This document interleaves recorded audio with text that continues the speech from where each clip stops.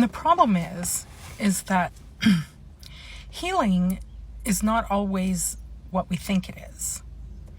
So if you're new to my account, my name is Ayla, and I am a practicing witch.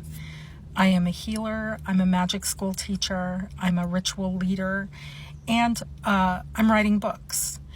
And that was what this account was created for, so that I would have an outlet to talk about all of those things.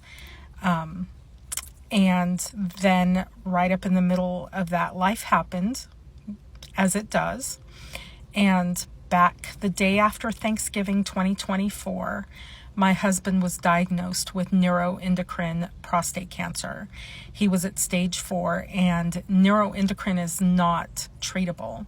They said they could give him some chemo and, maybe some other treatments that would give him a couple more months. He did one round of chemo, and he was just like, I can't do this again. I can't do this again.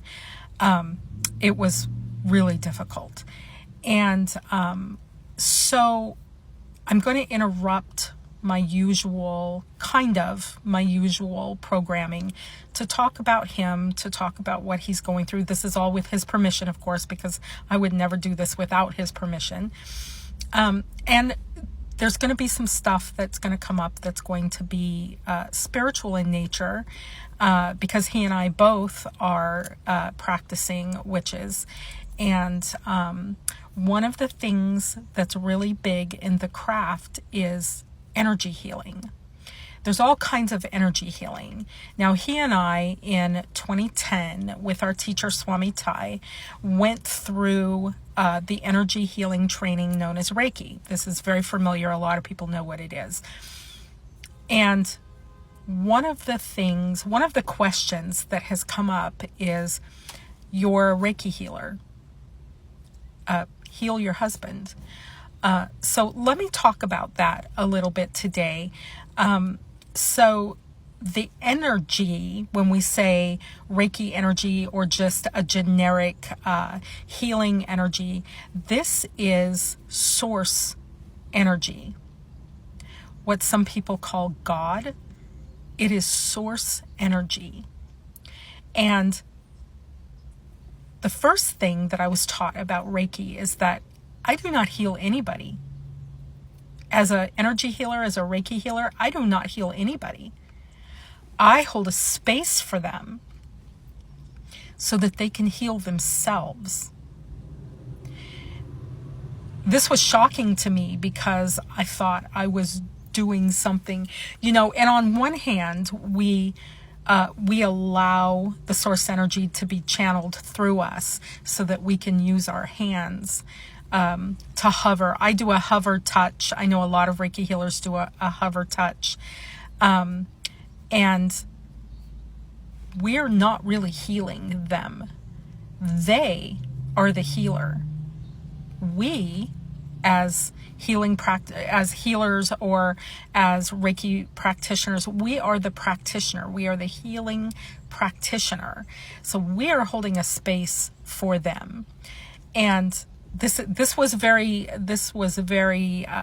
important part of my training, was that I will not heal them.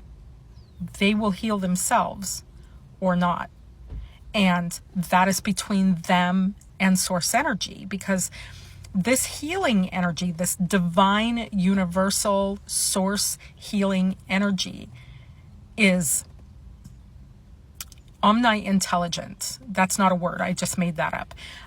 But it knows everything. It knows everything about you. It knows if you need to be healed or if you simply need to come back to the other side.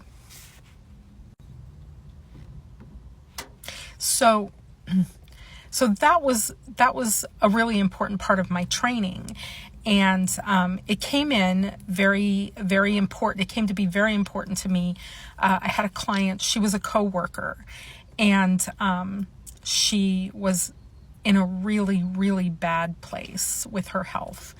And she asked me to if she could come to my office and we would do some Reiki with her. And of course, I said yes.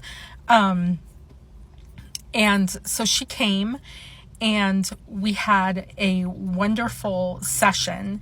And I always tell my clients when they're up on the table, just lay here for a moment until you're ready to set up, and then I will help you sit up, and then you can just sit on the table until you're ready to move to a chair. And I always try to encourage them to take their time, coming back into the third dimension, because I almost think that sometimes when we're doing healing, that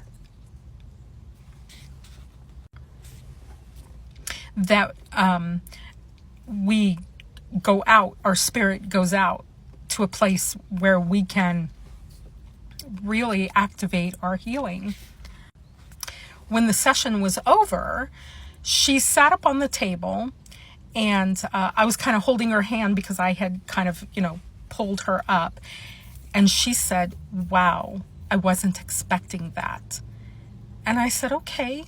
I didn't know what her experience was, but I wanted to give her a moment. And she said, "That was really, really deep."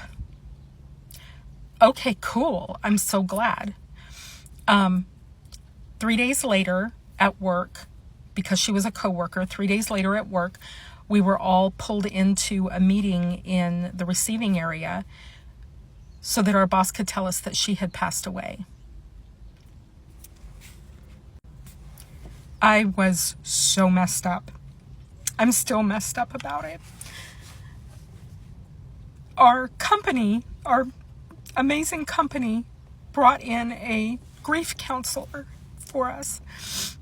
And I had to go see the grief counselor. Now, normally, I'm the grief counselor, but I had to go in and talk to this lady because I was just really sad.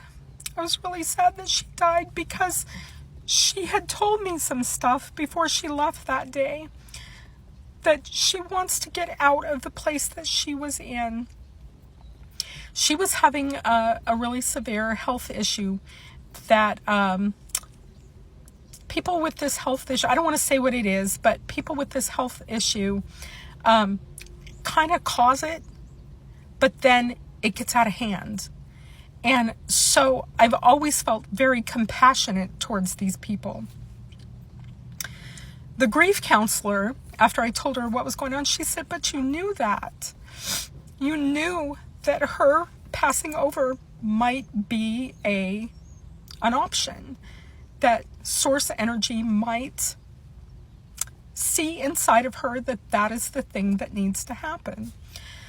I was messed up. I was messed up for months. And so then the question becomes, why can't I heal my husband? Why can't I run energy for him and help him get better?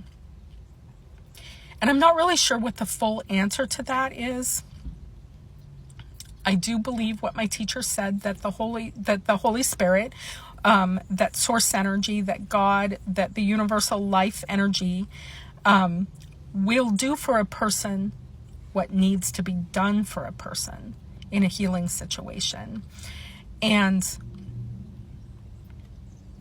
maybe that was what needed to be done for her. But I was also told by my teacher, that's none of your business. What that person truly needs, this is why if you're going to be an energy healer, you cannot have an ego. Because, I see these people and they're like, "Oh, I'm a great healer." It's like, no, you're not.